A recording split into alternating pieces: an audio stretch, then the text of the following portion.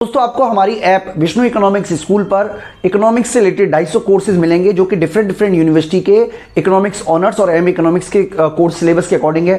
इसके अलावा UGC net का सिलेबस हम आप बच्चों को प्रोवाइड कराते हैं, यूपीएससी इकोनॉमिक्स ऑप्शनल का, इंडियन इकोनॉमिक्स सर्विसेज के। इसके अलावा डिफरेंट स्टेट बोर्ड में पीजीडी इकोनॉमिक्स की जो वैकेंसी निकलती है उनके भी हम सिलेबस प्रोवाइड कराते हैं। तो ये सारे के सारे कोर्स आपको हमारी ऐप विष्णु इकोनॉमिक्स स्कूल में मिलेंगे। तो दोस्तों इस वीडियो में हम आप बच्चों से डिस्कस करेंगे इमेराइजिंग ग्रोथ के बारे में। और इस इमेराइजिंग ग्रोथ का जो कंसेप्ट है वो डेवलप किया है जगदीश भागवती ने, और उनका आर्टिकल था जो कि 1958 में आया है, इमेराइजिंग ग्रोथ और ज्योमेट्रिक नोट्स में। तो इसके बारे में बच्चों हम आपको डिटेल में समझाएंगे आखिरकार किस ग्रोथ की बात जगदीश भागवती जी कर रहे हैं। इससे पिछले वाली वीडियो में हमने आपको जो लार्ज कंट्री केस है उसमें हमने बताया था कि अगर ग्रोथ होती है तो किस तरीके से जो वेलफेयर पे इफेक्ट पड़ता है। हालांकि हमने आपको बताया था कि वेलफेयर किस तरीके से इंक्रीज़ होता है। तो हालांकि बच्चों वो वीडियो प्राइवेट हमारी है, और मैं आपको ये भी बता देता हूँ कि हम यूजीसी नेट, यूपीएससी इकोनॉमिक्स और भी तमाम तरीके के कोर्सेज बनाते हैं। जैसे ये वीडियो स्पेसिफिकली हमने यूपीएससी इकोनॉमिक्स ऑप्शनल के स्टूडेंट के लिए बनाई है, और जहाँ जहाँ ये टॉपिक लगता है वहाँ पर हम ये वीडियो को ऐड करेंगे। और ये पूरा का पूरा जो इंटरनेशनल इकोनॉमिक्स है हम सल्वाटोर सर की बुक से ही बना रहे हैं, जो कि चैप्टर नंबर 7 हम आपको करा रहे हैं, economic growth and international trade. उसी से हमने ये पूरा का पूरा टॉपिक लिया है। तो मैं एक बार आपको रिव्यू करा देता हूँ कि पिछले वाली वीडियो में हमने क्या पढ़ा था। पिछली वाली वीडियो में हमने पढ़ा था कि जब कोई लार्ज कंट्री होती है तो लार्ज कंट्री की में जब ग्रोथ आती है तो उसमें दो इफेक्ट पड़ते हैं। एक तो वेल्थ इफेक्ट होता है, यहाँ पे हमने आपसे डिस्कस किया था बच्चों, ठीक है। एक तो वेल्थ इफेक्ट होता है, और वेल्थ इफेक्ट के साथ साथ वेल्थ इफेक्ट तो पॉजिटिव इम्पैक्ट लाता है। दूसरा हमारा टर्म ऑफ ट्रेड इफेक्ट होता है, जो कि हमने आपसे डिस्कस किया था कि टर्म ऑफ ट्रेड की वजह से हमारे दो चांसेस हैं। एक तो वॉल्यूम ऑफ ट्रेड बढ़ जाए, वॉल्यूम ऑफ ट्रेड बढ़ने से टर्म ऑफ ट्रेड पर इसका बहुत बुरा असर पड़ता है, और दूसरा वॉल्यूम ऑफ ट्रेड जो है वो घट जाए, इससे हमारा टर्म ऑफ ट्रेड पर पॉजिटिव असर पड़ता है। तो बच्चों टर्म ऑफ ट्रेड का मतलब है कि आप कितनी गुड्स खरीदने के लिए कितनी गुड्स बेचने को तैयार हो। तो मैं यहाँ पे आपको एक एग्जाम्पल के थ्रू ही समझा देता हूँ, इस कंसेप्ट को समझाता हूँ। मैं सबसे पहले इमेराइजिंग ग्रोथ क्या होती है, और फिर आपको एक एग्जाम्पल से समझाएंगे, क्योंकि एग्जाम्पल से समझने के बाद ही आपको अच्छी तरीके से कंसेप्ट समझ में आएगा। इमेराइजिंग ग्रोथ कहता है कि एक देश अगर बहुत ज़्यादा एक्सपोर्ट कंट्री है, यानी कि अपनी बहुत बड़ी मात्रा में गुड्स को एक्सपोर्ट करता है और बड़ी मात्रा में इंपोर्ट करता है, यानी कि वॉल्यूम ऑफ ट्रेड बहुत ज़्यादा है, और अगर ऐसे देश में ग्रोथ होता है तो उसका बुरा असर उस इकोनॉमी पे पड़ेगा। और कई बार ऐसा भी संभव है कि उस इकोनॉमी की कंडीशन उससे ज़्यादा खराब हो जाए जो ग्रोथ होने से पहले थी, यानी कि जो वेलफेयर है लोगों का वो ग्रोथ से पहले जो वेलफेयर था उससे भी खराब, उससे भी घटिया वेलफेयर हो जाए। इसको इसी कंटेंट को उन्होंने बोला इमेराइजिंग ग्रोथ। इमेराइजिंग ग्रोथ का मतलब है कि आपकी जो सिचुएशन है, देखिए किसी भी देश में जो ग्रोथ है वो लोगों के वेलफेयर को इंक्रीमेंट करता है, लोगों के वेलफेयर को बढ़ाता है। लेकिन इमेराइजिंग ग्रोथ एक हाइपोथेटिकल कंडीशन तो आप नहीं बोल सकते, लेकिन थियोरेटिकल कंडीशन है, यानी कि थियोरेटिकल कंडीशन की बात करता है जिसमें ग्रोथ होगा, लेकिन ग्रोथ होने की वजह से किसी भी देश की जो इकोनॉमिक कंडीशन है, या आप कह सकते हो इकोनॉमिक वेलफेयर है, वो उससे ज़्यादा खराब हो जाएगा ग्रोथ होने के बाद, यानी कि ग्रोथ होना उस देश के लिए और ज़्यादा खतरनाक हो जाएगा। इसी को उन्होंने इमेराइजिंग ग्रोथ का, और ऐसा तब होता है जब कंट्री हाईली एक्सपोर्ट बेस्ड है और बहुत बड़ी मात्रा में अपनी ज़रूरतें पूरी करने के लिए इंपोर्ट करती है। Fall in the term of trade, देखिए यहाँ पर आपको समझना है कि जो टर्म ऑफ ट्रेड है उसमें बहुत ज़्यादा कमी आएगी, इतनी ज़्यादा कमी आएगी कि जो बेनिफिट हो रहा है, आप कह सकते हो एक तरीके से बेनिफिट हो रहा है वेल्थ इफेक्ट का या आउटपुट इफेक्ट का, उसको वो सारा का सारा समाप्त कर देगी। तो बच्चों अच्छा ये रहेगा कि आपको मैं क्वेश्चन वाइज बना दूं, उससे पहले कुछ एजम्पशन से आप एक बार एजम्पशंस देख लीजिए, उसके बाद मैं आपको डायग्राम के थ्रू ही समझाऊंगा और आपको पहले एग्जांपल देके समझाऊंगा। तो सबसे पहले डायग्राम में लिखा हुआ है एजम्पशंस है हमारी, there are two country A and B, हमने मान लिया country A and B is domestic country. देखिए आपको याद रखना है कि ये तभी पॉसिबल है जब कंट्री बहुत लार्ज है। तो हम ये मान के चल रहे हैं कि एक कंट्री डोमेस्टिक कंट्री है, दूसरी कंट्री जो फॉरेन कंट्री है, एक कंट्री लेबर अमेंडमेंट है, बी कंट्री कैपिटल अमेंडमेंट है। लेबर अमेंडमेंट कंट्री में ही लेबर की सप्लाई बढ़ती है, और सप्लाई बढ़ने की वजह से वो कंट्री जो है वो उस गुड्स का ज़्यादा प्रोडक्शन करती है जो कि एक्सपोर्टेबल गुड्स है। Commodity X is exportable and Y is importable goods के लिए there is full employment of the resources, there is the mobility of resources between different countries, there is neutral technological progress, growth take place in the amendment factor labour. तो ये बच्चों कुछ assumption है, उसके बाद हम आपको ये ग्राफ समझाएं। उससे पहले बच्चों हम आपको एक एग्जाम्पल के थ्रू समझाते। देखिए यहाँ पे हमने एक एग्जाम्पल आपके लिए लिखा हुआ है, ये वाला एग्जाम्पल हम यूज़ कर रहे हैं, उसके बाद फिर हम ग्राफ पे बनाते हैं। सबसे पहले यहाँ पे जो समझाने की कोशिश की गई है, मैं आपके लिए दोबारा भी बता सकता हूँ। सबसे पहले हमने माना है बिफोर ग्रोथ, यानी कि कोई भी देश ग्रोथ नहीं किया, उस केस में क्या है, वो 130x बना रहा था और 20y बना रहा है। यानी कि बिफोर ग्रोथ 130x बना रहा है और 20y बना रहा है। और जैसे ही उसमें क्या है, उसका जो टर्म ऑफ ट्रेड है वो 1 का है। इसका मतलब ये हुआ कि वो 60 गुड्स को एक्सपोर्ट करने के लिए 60y का इंपोर्ट कर रहा है। इसका मतलब 130 में से 60 माइनस किया तो 70x बचा और 20y में से 60x प्लस किया तो 80 बचा। यानी कि ये उसका कंजम्पशन का पैटर्न है,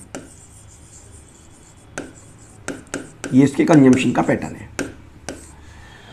आफ्टर द ग्रोथ, क्योंकि ग्रोथ होने की वजह से जो टर्म ऑफ ट्रेड है वो चेंज हो जाएगी। टर्म ऑफ ट्रेड चेंज होने का क्या मतलब है, मान लीजिए कोई देश ऐसा है जो गेहूं बनाता है और गेहूं बहुत बड़ी मात्रा में पैदा हो जाए, जबकि दूसरे देश को गेहूं की जरूरत ही नहीं है, उतनी जरूरत ही नहीं है, एग्रीकल्चर गुड्स है। तो वो क्या करेगा, हमारी जो टर्म ऑफ ट्रेड है, यानी कि जिस देश ने गेहूं बहुत ज़्यादा बनाया है उसकी जो टर्म ऑफ ट्रेड है वो अनफेवरेबल हो जाएगी और बहुत ज़्यादा अनफेवरेबल हो जाएगी। और जो टर्म ऑफ ट्रेड है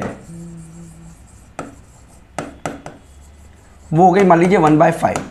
इसका मतलब ये हुआ कि अगर वो 100x को सेल करता है तो उसको केवल 20y ही मिलेगा, केवल 20y मिलेगा।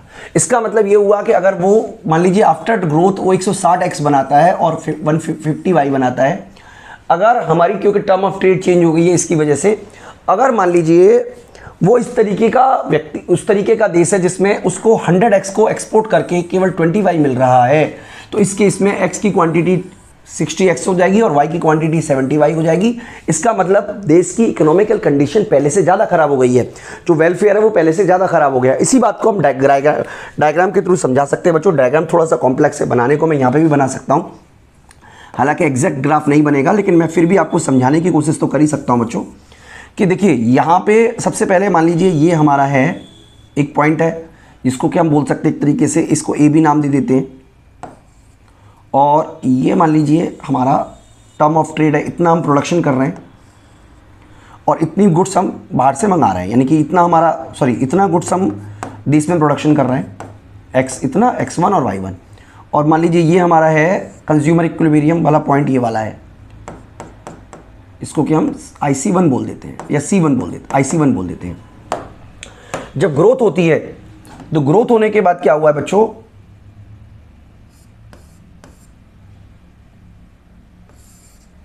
इस तरीके से ग्रोथ हुई है। इसका मतलब थोड़ा सा इसको चेंज कर लेते हैं,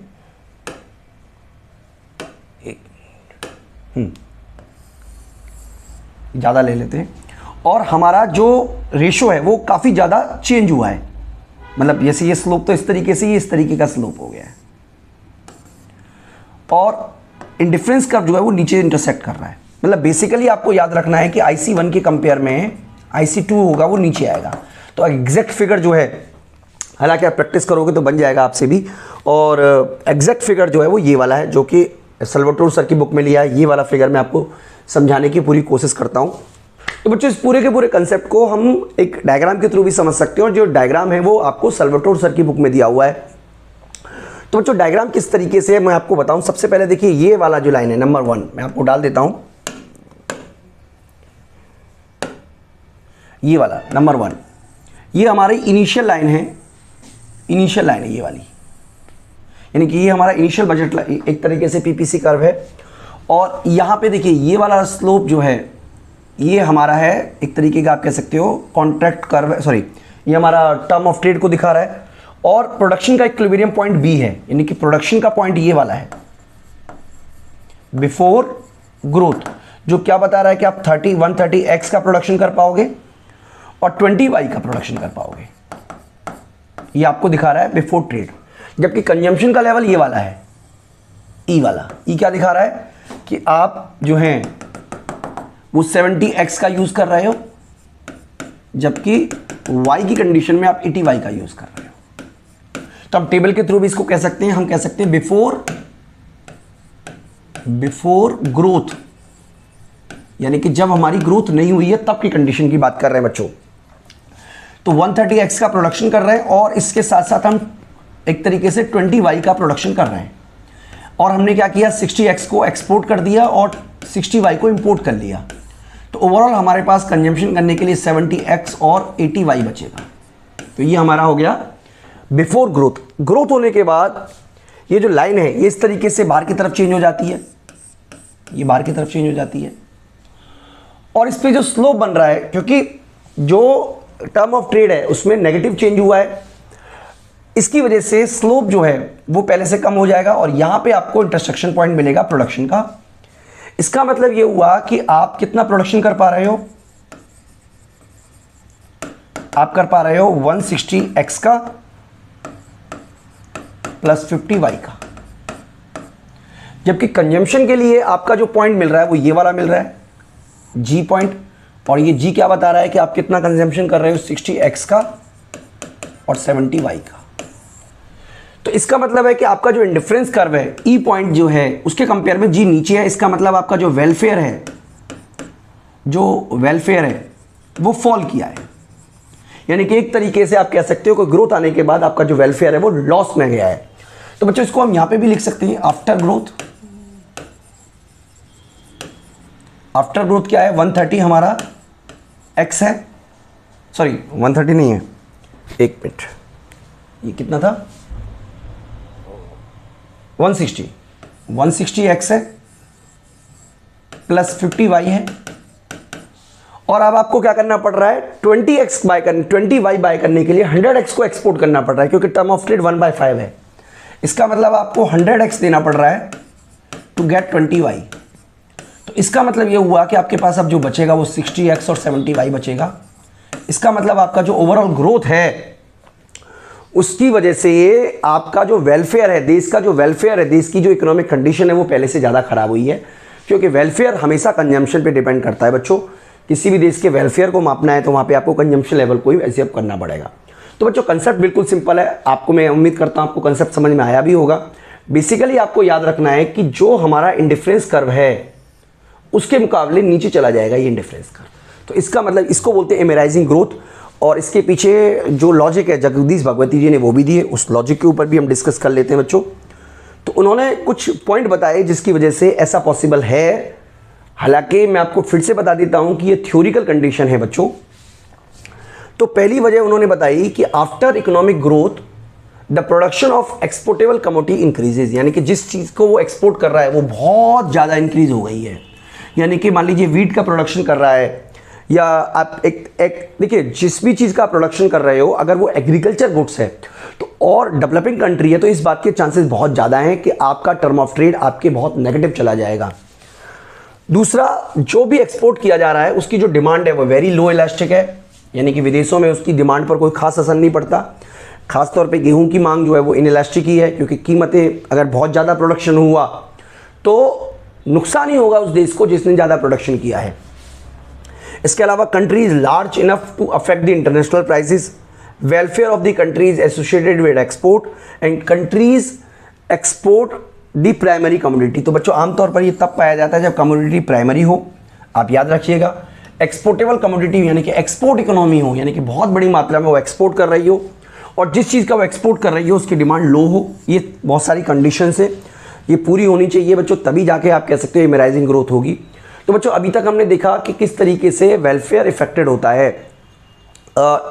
स्मॉल कंट्री केस में पढ़ा, लार्ज कंट्री केस में पढ़ा, अगली वाली और इमराइजिंग ग्रोथ पढ़ा। अगली वाली वीडियो में हम आपको बताएंगे कि अगर किसी देश के अंदर ग्रोथ होती है खास तौर पे उस फैक्टर में जो उसके यहाँ स्केयर है, तो किस तरीके से वेलफेयर इफेक्टेड होगा उसके बारे में हम अगली वीडियो से डिस्कस करेंगे। तो दोस्तों मैं अपनी वीडियो एंड करूं उससे पहले मैं आपको बता देता हूं कि अगर आपने हमारी ऐप डाउनलोड नहीं की है तो आप हमारी ऐप जरूर डाउनलोड कर लें, क्योंकि अगर आप इकोनॉमिक्स के स्टूडेंट हैं तो आपको जितने भी कोर्सेज आपकी रिक्वायरमेंट है वो जरूर हमारी एप्लीकेशन में मिलेंगे। इस वीडियो में इतना ही दोस्तों, थैंक यू।